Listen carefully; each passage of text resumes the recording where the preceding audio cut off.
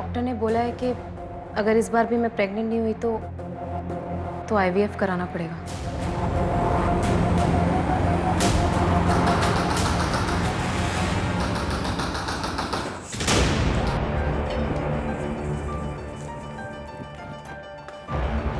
अरे समीर, वो माँ को हार्ट अटैक आया था। बगल वाले मिश्रा जी ने माँ को एडमिट किया है हॉस्पिटल में। मैंने मेरे पास जितने पैसे थे उतने मिश्रा जी को दे दिए, लेकिन तुझे तो पता है कि मेरे धंधे की हालत क्या है। या कल सुबह आ जाते, इतनी रात में। प्रीति क्या बोल रही हो? चुप रहो भैया, आपने ठीक किया। प्रीति एक काम करो, जो मैंने तुम्हें पैसे दिए वो जल्दी लेके जाओ। जाओ ना, मुंह क्या देख रही हो? जल्दी जाओ ना यार।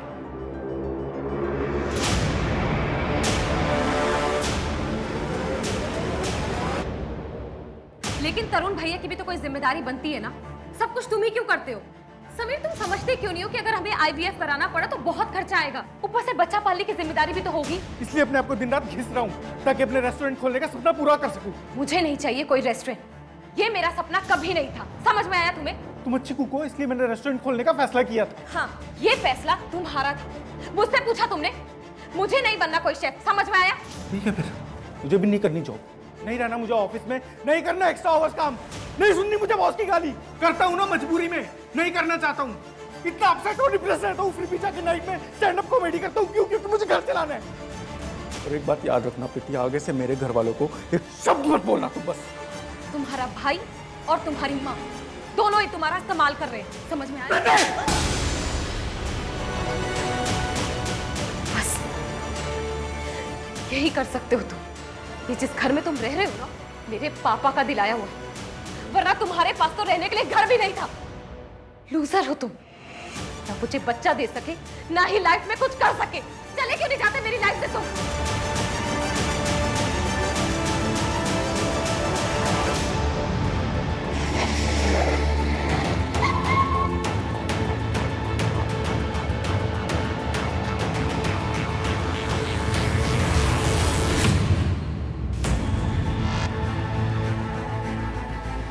बॉडी को नीचे उतार।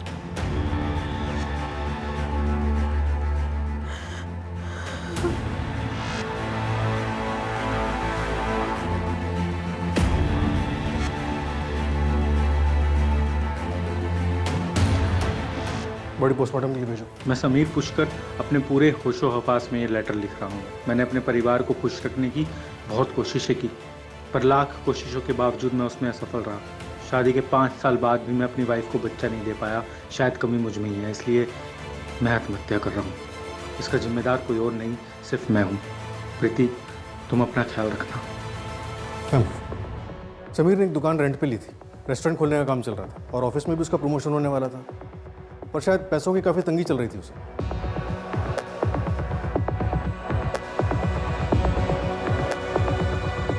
प्रीति,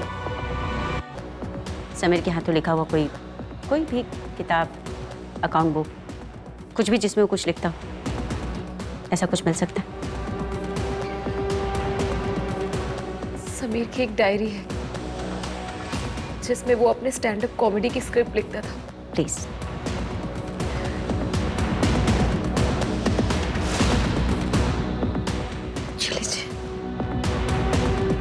मैडम, सुसाइड नोट की हैंडराइटिंग समीर की डायरी की हैंडराइटिंग से मैच हो गई है। इसका मतलब समीर वाकई में डिप्रेस था, इसलिए उसने सुसाइड कर लिया। हो सकता है मैडम, लेकिन पोस्टमार्टम रिपोर्ट के मुताबिक उसके ब्लड में ज़ेनाथ्रोल के ट्रेसेस मिले हैं, जो कि एक एंटी एंजाइटी ड्रग है। इसको लेने से ज़्यादा आदमी बेहोश हो सकता है या वर्स्ट केसेस में पैरालाइज्ड हो सकता है, लेकिन मर नहीं सकता। ऐसा भी तो हो सकता है ना माथुर, कि समीर ने अपनी सुसाइड को इजी बनाने के लिए मेडिसिन का सहारा लिया। प्रीति से रिलेटेड कुछ मिला?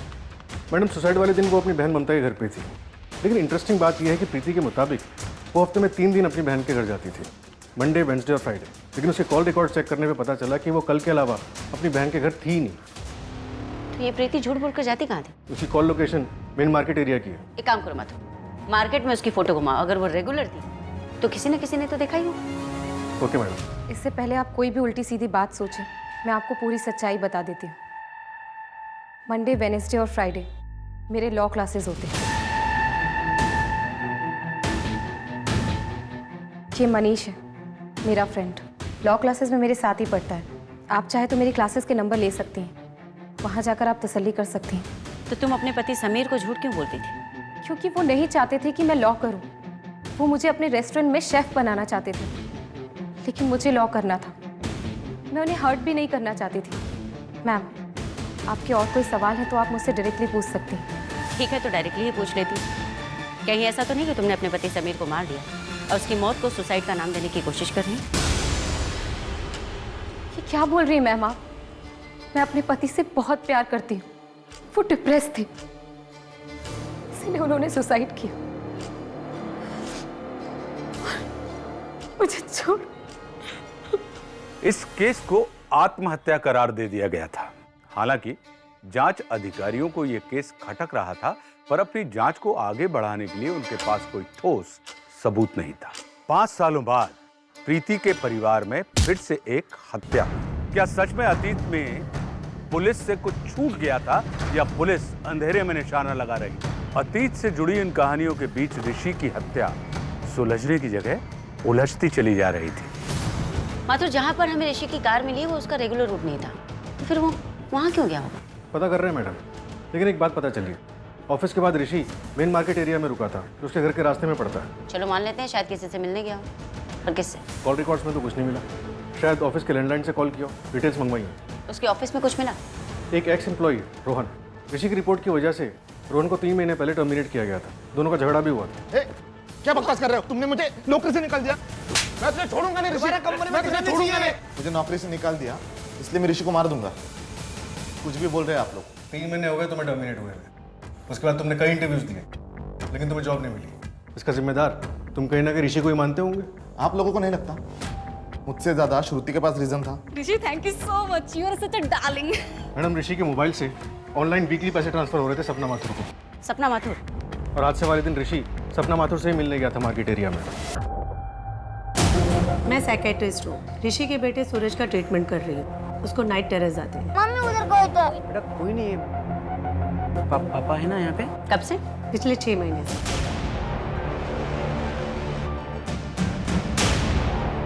मैडम, रोहन सही कह रहा था। श्रुति ने ऋषि के खिलाफ सेक्सुअल हैरेसमेंट का केस फाइल किया था। Rishi, thank you so much, you are such a darling. और उसके 2 महीने बाद श्रुति को कंपनी से निकाल दिया गया। फिलहाल उसका एड्रेस ट्रेस कर रहे हैं, उसने शहर चेंज किया। मैडम एक बात, प्रीति की शादी कर ली मैडम। गुड, लाइफ में मूव ऑन हो गई। लेकिन मैडम उसने मनीष से शादी की। ये मनीष है, मेरा फ्रेंड। ये प्रीति और कितने दिन रहने वाली यहाँ पे? धीरे बोलो, अभी अभी तो आई है वो। अभी तो उसके पति ने आत्महत्या की है। तो क्या विधवा आश्रम खोल रखा है मैंने? और अभी का क्या मतलब है? महीना भर हो गया उसके पति को मर के। अगर इतनी परेशानी है ना तो मैं रेंट पे कर दूंगी, कोई एहसान नहीं चाहिए आपका। प्रीति, कैसे बातें कर रही है तुम? माफी मांगो चलो। अच्छा, अगर ये बोलेंगे तो चलेगा। मैं कोई माफी वाफी नहीं मांगने वाली। प्रीति, निकल जा अभी के अभी, इससे पहले मैं तुझे धक्के मार के निकाल दूं। निकल जा। दीदी, जीजू बहुत गुस्से वाले थे, पर पूरे घर को संभाल कर रखते थे। और अब आपको संभालना है, सूरज को। आप प्लीज हिम्मत से काम लीजिए। ऑफ कोर्स मैम, मैं ऋषि के साथ ही काम करता था। पूरे ऑफिस को पता था कि श्रुति ने कंप्लेंट की, लेकिन ऋषि का कहना था कि श्रुति ने उसे सेक्सुअल फेवर ऑफर किया था प्रमोशन के लिए। प्रथमेश, आप कंपनी में सेक्सुअल हैरेसमेंट कमेटी में भी थे, लेकिन श्रुति के कंप्लेंट करने के 2 महीने बाद आपने उसे रिजाइन करने के लिए कहा। हाँ, उसके पीछे एक वैलिड रीजन था। हाँ, मेरे हस्बैंड की डेथ ऑन ड्यूटी हुई थी। रेलवे डिपार्टमेंट में कंपनसेशन के लिए ऑफिसर ने पहले मुझसे पैसे मांगे थे और फिर सेक्सुअल फेवर भी। देखिए मैडम, मैं सच कह रही हूँ, ऋषि ने मेरे साथ जबरदस्ती करने की कोशिश की थी। ऋषि, तुमने बुलाया था? हाँ श्रुति, आओ बैठो। How are you?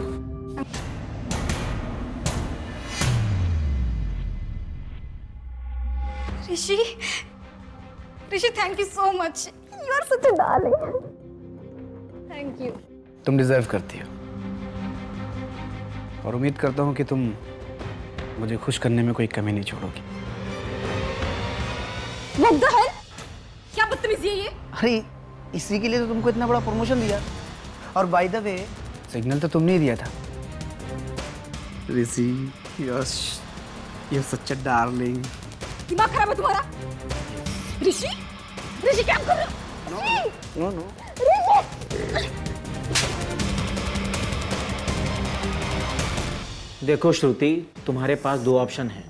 या तो तुम ये केस कंटिन्यू करो या फिर खुद रिजाइन दे दो। और इस बात का ध्यान रखना, अगर ये तुम केस कंटिन्यू करोगी तो तुम्हारे उस रेलवे डिपार्टमेंट वाले केस पर भी असर होगा। वहाँ नहीं समझेंगे कि कई बार हेरसमेंट हो सकता है। हम समझ रहे हैं। तो घबरा क्यों रहे हो? ऋषि तो ये डिजर्व करता ही था, और एक्सीडेंट हुआ है तो इन्वेस्टिगेट तो होगा ही। मैडम मैं कॉल करती हूँ बेटा। मैडम एक इंटरेस्टिंग बात पता चली। प्रीति फिलहाल एक लॉ फर्म में इन्वेस्टिगेटिंग फॉरेंसिक ऑफिसर की पोस्ट पे काम कर रही है। फॉरेंसिक? यस मैडम, उसने अपने मास्टर्स फॉरेंसिक साइंस में किए थे और उसके बाद लॉ किया। इससे ऋषि के बारे में कोई और इन्फॉर्मेशन? नहीं मैडम, अभी तक कुछ सामने नहीं आया। सूरज, अब तो तेरे पापा मर गए, अब तेरी स्कूल की फीस और ट्यूशन की फीस कौन भरेगा? मम्मी है ना, वो काम करेगी। अच्छा चल, मेरा घर आ गया, ठीक है, बाय बाय।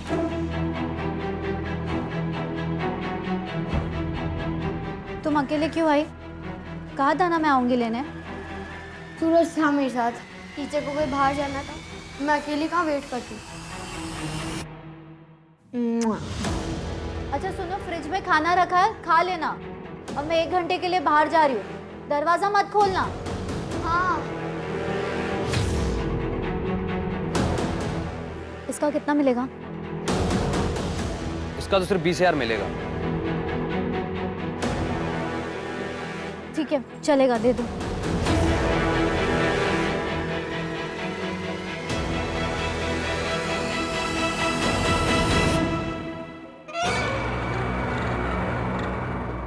ये लो, 20,000 है। इतने में तो खुद ही कर ले। अच्छा सुनो, प्लीज एक बार मुझे अपने बॉस से मिलवा दो प्लीज। वो किसी से नहीं मिलते। सिर्फ एक बार, प्लीज प्लीज। ठीक है, सोमवार 3 बजे यहीं पर।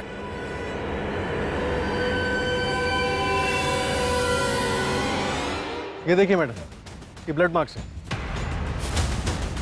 इसका मतलब एक्सीडेंट नहीं, अटैक हुआ है।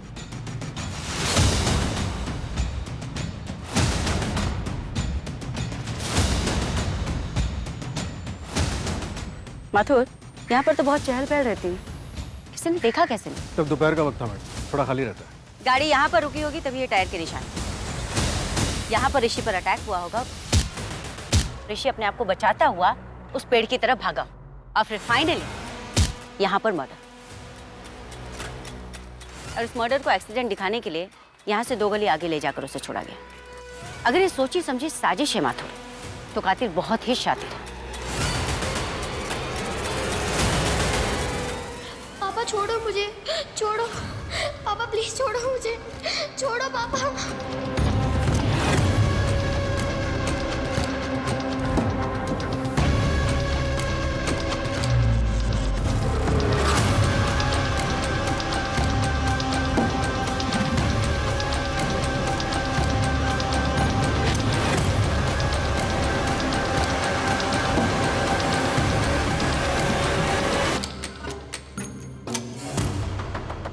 क्या बे, क्यों ठोक रहा है?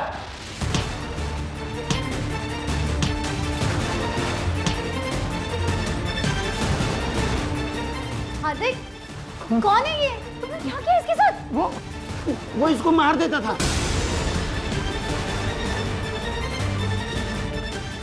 क्या हुआ है? हाँ। बेटा बेटा उठो उठो, आँख खोलो। हम हैं तुम्हारे साथ, ठीक है? कुछ नहीं होगा तुम्हें। मैडम श्रुति का तो कुछ पता नहीं चला, लेकिन ऋषि और प्रीति के बीच एक लिंक मिला है। समीर की मौत के बाद तकरीबन 2 सालों तक ऋषि ने प्रीति के अकाउंट में पैसे ट्रांसफर किए थे प्रॉपर्टी का केस लड़ने के लिए। कैसी प्रॉपर्टी? मेरे भाई के चिता की आग अभी तक ठंडी भी नहीं हुई और तू अपने आशिक के साथ गुलछर्रे उड़ा रही है। याद रखना, मेरी प्रॉपर्टी में से तुझे एक ढेला भी नहीं दूंगा मैं। सब कुछ हमारा खरीदा हुआ है, हर चीज में समीर के पैसे लगे। अब आज वो नहीं है तो आप हर चीज हड़पना चाहते हैं? ये मैं होने नहीं दूंगी, कोर्ट तक घसीटूंगी आपको। तुझे जहां जाना है वहां जा, लेकिन मैं तुझे एक फूटी कौड़ी नहीं दूंगा प्रॉपर्टी में से। कोर्ट केस लड़ने में मैं तुम्हारी हेल्प कर सकता हूँ, लेकिन केस सेटल होने तक तुम शादी नहीं कर सकते।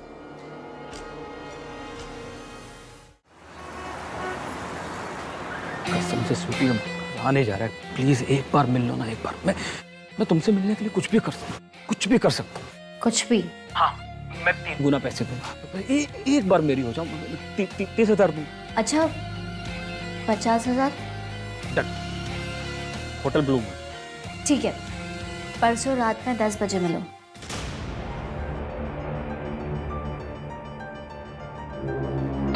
हार्दिक फिर से? माँ को हार्ट अटैक आया, बाईपास करना पड़ेगा, बहुत पैसे लगेंगे। तुम टेंशन मत लेना, सब ठीक हो जाएगा। मैडम, ऋषि क्रिप्टो करेंसी में ट्रेडिंग करता था। उसके लिए उसने टोटल 1.5 करोड़ रुपए उठाए थे। 90 लाख घर पे लोन से और 60 लाख दूसरे इन्वेस्टर से। इतनी बड़ी इन्वेस्टमेंट?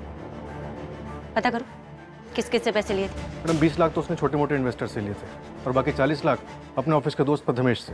देख ऋषि, मुझे पता है क्रिप्टो करेंसी मार्केट बहुत ऊपर गया है, मुझे प्रॉफिट पे कम से कम 30% चाहिए। तेरा दिमाग खराब हो गया प्रथमेश। तूने मुझे 40 लाख रुपया दिया था, वो भी 10% इंटरेस्ट पे। अभी मार्केट में लॉस हो या प्रॉफिट, उससे तेरा कोई लेने देना नहीं है। क्यों नहीं लेना देना भाई? तूने जो प्रॉफिट कमाया ना, मेरे पैसों से कमाया है। क्या कर रहा है? हाँ? ये तेरा 40 लाख 10% इंटरेस्ट के साथ तेरे अकाउंट में आ गया। चेक कर, अभी तेरा मेरे साथ क्लियर, ठीक है?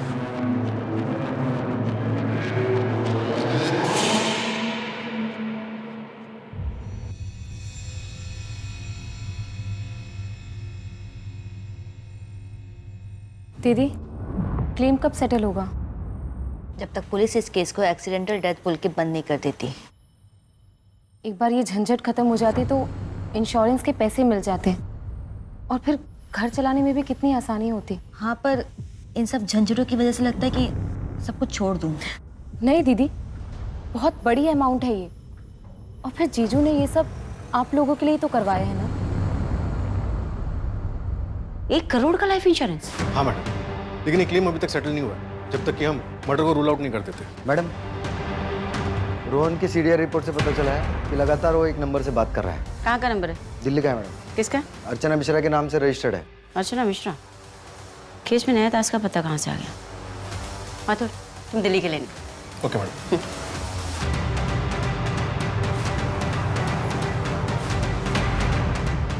श्रुति जी, आप कौन? अर्चना मिश्रा कौन है? मेरी बड़ी बहन है। पर बात क्या है? हाँ, मैं रोहन के कांटेक्ट में थी, दोस्त है मेरा। पर इसका मतलब ये नहीं कि हम दोनों ने मिलकर ऋषि को मार दिया है। मैंने आपसे ये तो नहीं पूछा। तो पूछेंगी। अब दिल्ली से मुझे यहाँ पे गोलगप्पे खाने के लिए तो बुलाया नहीं होगा। बहुत स्मार्ट है, तो सच भी खुद ही बता दीजिए। सच ये है कि मैंने कुछ नहीं किया। मैं सिर्फ ऋषि की लाइफ हेल बनाना चाहती थी, इसलिए रेजिग्नेशन देने के बाद मैं उसकी वाइफ को मिलने गई थी जब ऋषि आउट ऑफ स्टेशन था कॉन्फ्रेंस के लिए। ममता, मैं तुम्हें ये बताने के लिए आई हूँ कि तुम्हारा हस्बैंड एक नंबर का लीचड़ इंसान है। उसने मुझे हरास करने की कोशिश की और जब मैंने उसको मना किया ऑफिस। ये क्या है? ये किसने किया? क्या चाहिए आपको? आप ये बताइए। ऋषि ने किया ना ये? साला कमीना, तुम्हारे साथ भी? देखिए, आप जो भी हैं मेरे पति के बारे में उल्टा सीधा मत बोलिए प्लीज। ममता, तुम कैसी औरत हो? जिससे मार खाती हो उसी की पूजा करती हो? छोड़ दो उसे। अपनी बकवास बंद करो एंड प्लीज दोबारा यहाँ मत आना, प्लीज।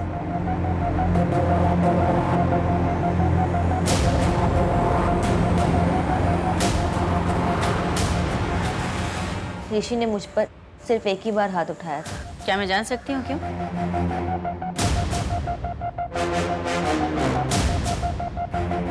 कॉफी। थैंक यू भाभी। अच्छा,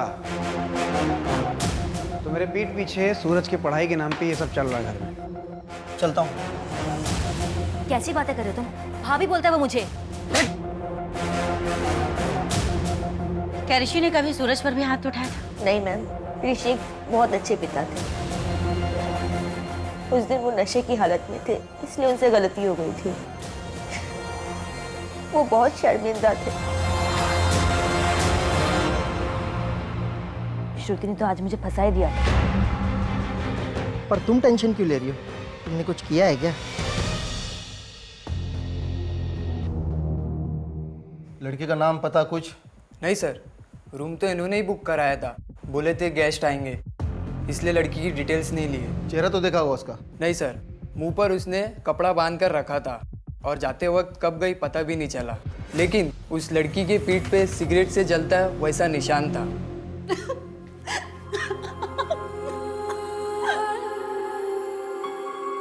मैडम 4 लोगों का पता चला है जिनसे ऋषि ने कॉइन्स खरीदने के लिए पैसे उठाए थे। कौन कौन है वो?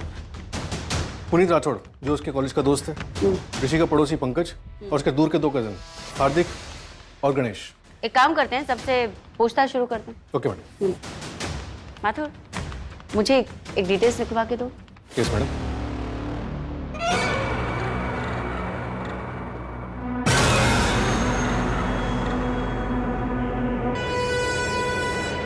कहाँ है तुम्हारे बॉस? मुझे उनसे मिलना है। ये तुम बॉस हो? हाँ तो बोल, क्या काम था? देखो, मेरे पास सिर्फ 20,000 है। प्लीज मेरा काम कर दो।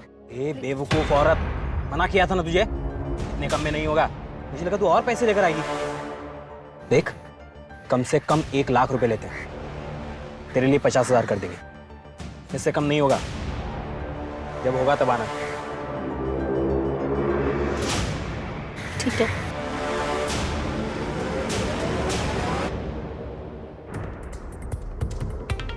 माथुर, ऋषि ने जिन 4 लोगों से पैसे लिए थे उसमें से तीसरा बंदा है ना? हाँ मैडम, हार्दिक नाम है इसका और चौथा है गणेश। फिलहाल वो नागपुर में है, वहाँ के लोकल पुलिस को इन्फॉर्म कर दिया, वो लोग पूछताछ करेंगे। जी, हार्दिक पांडे का घर यही है? हाँ, हार्दिक मेरे हस्बैंड है। बुलाइए उन्हें। ऋषि व्यास मर्डर केस को लेकर उनसे कुछ पूछताछ करनी है। लेकिन हार्दिक का तो 20 तारीख को किडनैप हो गया है।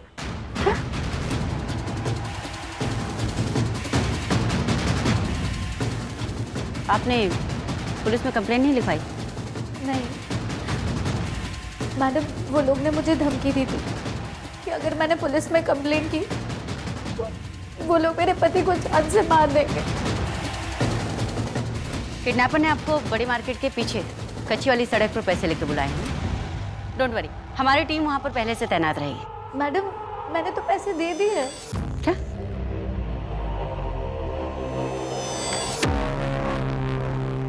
वो लोग आज मेरे पति हार्दिक को छोड़ने वाले थे, लेकिन वो अब तक घर नहीं आए। माथुर, लोकल पुलिस स्टेशन को इस केस के बारे में अपडेट करो। Okay madam. क्या हार्दिक का कनेक्शन पहले किसी मर्डर केस में था? जी मैडम, जगह शर्मा नाम था विक्टिम का। वो एक मल्टीनेशनल कंपनी में काम करता था। छानबीन करने में ये पता चला कि जगत किसी ड्रीम गर्ल नाम की साइट का कस्टमर था और ये ड्रीम गर्ल साइट हार्दिक के नाम रजिस्टर थी। ये तो हनी ट्रैपिंग का केस है। हाँ मैडम, एक लड़की ने मर्डर किया था। हालांकि होटल का कोई भी स्टाफ उसका चेहरा नहीं देख पाया क्योंकि उस लड़की ने अपना मुंह कपड़े से ढका हुआ था। हार्दिक का आईपी एड्रेस हम ट्रैक कर ही रहे थे, उसके पहले ही उसका किडनैप हो गया। माथुर, इस हार्दिक का नाम हमारे यहाँ ऋषि मर्डर केस में भी है और वहाँ जगत शर्मा मर्डर केस में भी। हम उससे सवाल करने वाले होते हैं और वो किडनैप हो जाता है। कहीं ऐसा तो नहीं कि कोई हमें गुमराह करने की कोशिश कर रहा है? मैडम, आप कहना चाहती हैं कि हार्दिक की किडनैपिंग फेक थी? हाँ, प्रीति बोल रही हूँ। मिलो ना एक बार। 1 मिनट का 500 और मिलने का 15,000, और वो भी सिर्फ आपके लिए। अभी आ जाऊंगा, बता रहा हूँ। कहाँ मिलना मुझे बताओ तुम, अभी आता हूँ।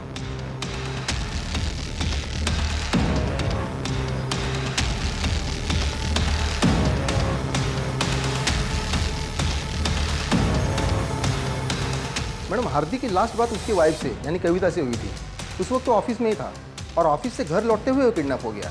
उसके ऑफिस से घर के बीच रास्ते में जितने भी सीसीटीवी कैमरास है वो सब मैं खंगलता हूँ, शायद कुछ हाथ लग जाए। Thank you Joshi. Thank you. Mathur, इस हार्दिक और कविता की बेटी साक्षी। हार्दिक और कविता की अपनी बेटी नहीं। हार्दिक ने साक्षी को उसके बाप से 2 साल पहले रेस्क्यू करवाया था। उसका बाप साक्षी को अब्यूज करता था। उसके बाद हार्दिक और कविता ने साक्षी को लीगली अडॉप्ट कर लिया। सर, ये जो आपने डिटेल्स मांगी थी,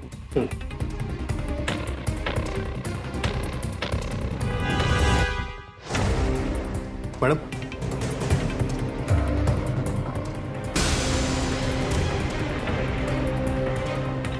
माथुर, जब कोई क्रिमिनल लंबे समय तक पकड़ा नहीं जाता ना, तो उसे अहंकार हो जाता है और अपने उस अहंकार के चलते वो गलतियां कर बैठता है।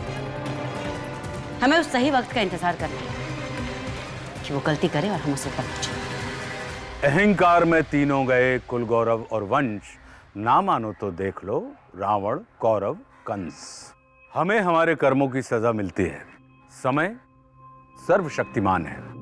आपका मित्र कौन है, आपका शत्रु कौन है, ये बात सिर्फ समय ही बता सकता है। हाय साक्षी।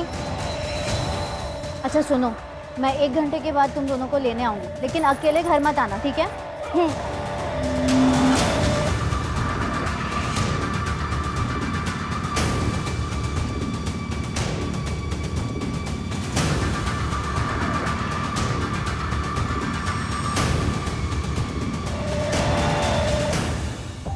माथुर, मालती, प्रीति की माँ, समीर पुष्कर, प्रीति का हस्बैंड, पंकज ठाकुर, प्रीति का कजिन, संतोष मिश्रा, प्रीति के कजिन का देवर, ऋषि व्यास, प्रीति का जीजा, पीयूष, प्रीति का कजिन, एंड हार्दिक पांडे, ऋषि का कजिन। माथुर, कहीं ना कहीं ये सारे लोग एक दूसरे से जुड़े हैं, एक ही फैमिली के। मैडम, ये संतोष और पीयूष, इन दोनों की डेथ नेचुरल नहीं हुई थी। इसका सीधा सा मतलब है कि इसकी प्लानिंग बड़ी ही सटीक तरीके से की गई। लेकिन इन लोगों में कॉमन तो कुछ भी नहीं। मोटिव क्या हो सकता है? माथुर, मुझे मेडिकल बोर्ड का नंबर लगा। मालती के अलावा ये सभी लोग अपने पीछे अपनी पत्नी को छोड़कर गए और इनकी पत्नियों ने अपने आसपास के क्लिनिक में कभी ना कभी अपने मारपीट के घाव का इलाज करवाया। तो क्या मैडम इन सबकी पत्नियों ने इनको मारा होगा? नहीं, एक काम करो माथुर, मुझे कुछ केसेस की फाइल्स चाहिए, उनकी बैकग्राउंड हिस्ट्री में। इन सभी विक्टिम्स के घर वालों के बैंक स्टेटमेंट निकलवाओ, उनकी डेथ के आसपास के। और मुझे कविता की बेटी साक्षी से भी बात करनी है। साक्षी, कुछ बोलो बेटा। अच्छा, डोंट क्राई, डोंट क्राई। मैंने उन्हें पापा समझा था, लेकिन वो मेरे साथ गंदा काम कर रहे थे और माँ को भी किसी और आदमी के पास भेजते थे। साक्षी, ओके ओके, गुड।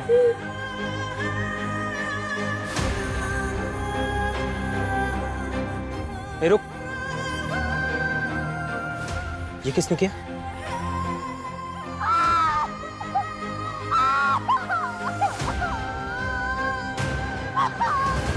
माँ को हार्ट अटैक है, बाईपास करना पड़ेगा।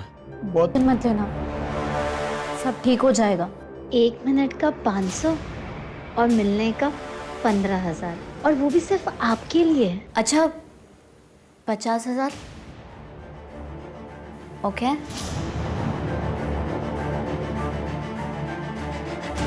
कल की बुकिंग है, मोटी पार्टी है, 50,000 मिलेंगे।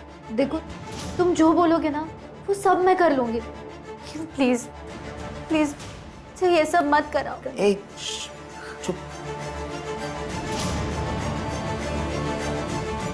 तुम रुको, मैं भी आता हूँ।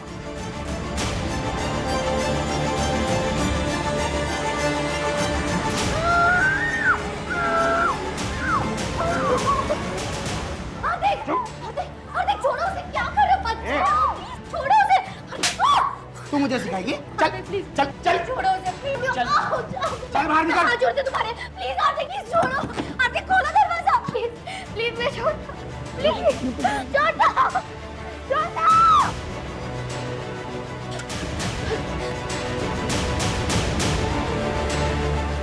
अब सोच ले तू, अगर कल तू नहीं जाएगी ना तो ये जाएगी। नहीं, साक्षी नहीं, मैं जाऊंगी। हाँ पक्का मैं जाऊंगी, प्लीज उसे छोड़ दो। Good girl. चल। हेलो, मैं स्वीटी, और आप? संजू, आपकी आवाज बहुत प्यारी है, आपसे मिलना चाहता हूँ। अरे इतनी जल्दी? पहले थोड़ी दोस्ती तो कर लो। तो दोस्ती के लिए कितने पैसे खर्च करने होंगे? अच्छी चीज कीमती होती है संजू। और हर कीमती चीज कैद में रखी जाती है।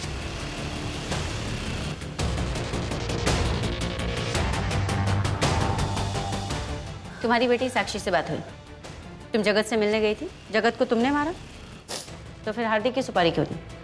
उसे भी मार ही देती। वो मैं हार्दिक के ब्लैकमेल करने की वजह से गई थी, सोचा था उसे मार डालूंगी और पैसे ले आऊंगी, पर मैं हार्दिक को मारने की हिम्मत नहीं जुटा पाई, इसलिए मैंने सुपारी दी थी। किसको दी थी उसकी सुपारी? ये किसने किया?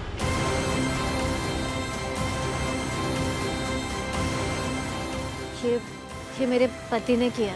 मेरी बेटी के शरीर पे भी ऐसे जख्म दिखेंगे। तुम मुझे 10,000 कम देना, लेकिन उस हार्दिक कमीने को मैं तड़पा तड़पा के मारूं।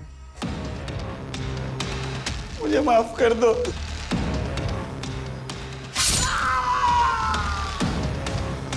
ड्रीम गर्ल की साइट तुम चलाती थी? हार्दिक के मरने के बाद वो साइट मैं चलाती थी। क्यों मारा समीर को? मैम, समीर ने सुसाइड किया था। ये लेटर जो समीर ने अपनी छुट्टी के लिए अपनी कंपनी को लिखा था, उसकी ओरिजिनल हैंडराइटिंग, ये उसका सुसाइड नोट, ये डायरी, दोनों की हैंडराइटिंग एक दूसरे से मैच करती जो तुमने लिखी। हुआ क्या?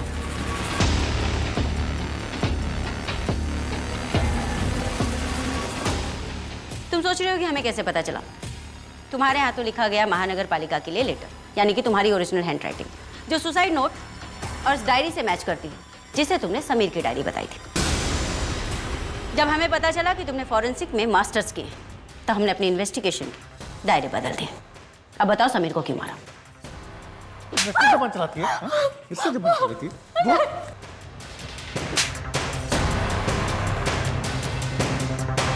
और ऋषि को भी तुमने ही मारा ना? वो तो अच्छा इंसान था ना? अच्छा इंसान?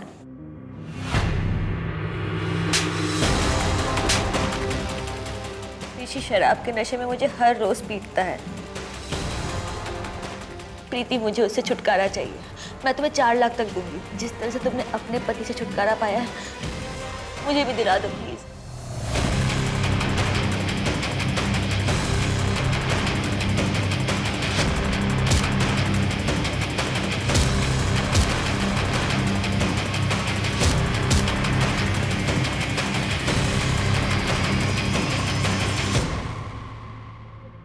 ऋषि के लिए हम श्योर नहीं थे, अच्छा हुआ तुमने खुद ही कन्फेस कर दिया। Suicide, poison, fake kidnapping, accident और फिर मर्डर। इतनी सब प्लानिंग क्यों? किस लिए? हमें गुमराह करने के लिए या पैसे के लिए? पैसे और सेटिस्फेक्शन दोनों के लिए। सोशल सर्विस कर रही थी। ऐसे पतियों को जीने का कोई हक नहीं जो अपनी पत्नियों पर जुल्म ढाते हो। तो तुम in house husband killer. Domestic violence गलत है, लेकिन उसके लिए कानून व्यवस्था है। उनके खिलाफ केस हो सकता है, कानून उन्हें उनकी सजा देता। तुम होती कौन? डोमेस्टिक वायलेंस के कितने अपराधी जेल में रहते हैं मैडम? कानून हाथ में लेना इंसाफ नहीं होता प्रीति।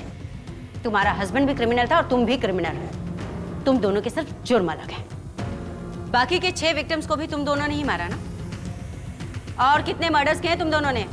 तुम एक मासूम औरत थी, डोमेस्टिक वायलेंस की शिकार, लेकिन आज देखो अपने आप को, तुम एक खूंखार अपराधी बन चुकी हो। भारत में घरेलू हिंसा की जड़ें काफी गहरी हैं और ये व्यापक रूप से प्रचलित है। नेशनल क्राइम रिकॉर्ड्स 2019 की रिपोर्ट के अनुसार महिलाओं के खिलाफ अपराधों के सभी 4,05,000 मामलों में से अधिकांश यानी कि लगभग 30.9% मामले धारा 498A के तहत दर्ज हुए हैं। इस धारा के तहत सिर्फ वही मामले दर्ज किए जाते हैं जिसमें पति या उसके रिश्तेदारों द्वारा क्रूरता की जाती है। हालांकि महिलाओं के खिलाफ अपराधों का सबसे बड़ा हिस्सा होने के बावजूद घरेलू हिंसा को कम रिपोर्ट किए गए अपराधों के रूप में जाना जाता है। जो प्रीति और ममता ने किया वो कभी सही नहीं हो सकता। जिस वक्त उन दोनों ने अपराध करने का फैसला किया, उसी वक्त से वो दोनों पीड़िता नहीं बल्कि शातिर अपराधी बन गए। अब मैं आशुतोष राणा विदा लेता हूं आपसे। हम फिर मिलेंगे एक ऐसी ही कहानी के साथ जो आपको रखेगी सतर्क और जिंदगी को सुरक्षित। तब तक अपना और अपने परिवार का ख्याल रखिए और देखते रहिए क्राइम पेट्रोल सतर्क।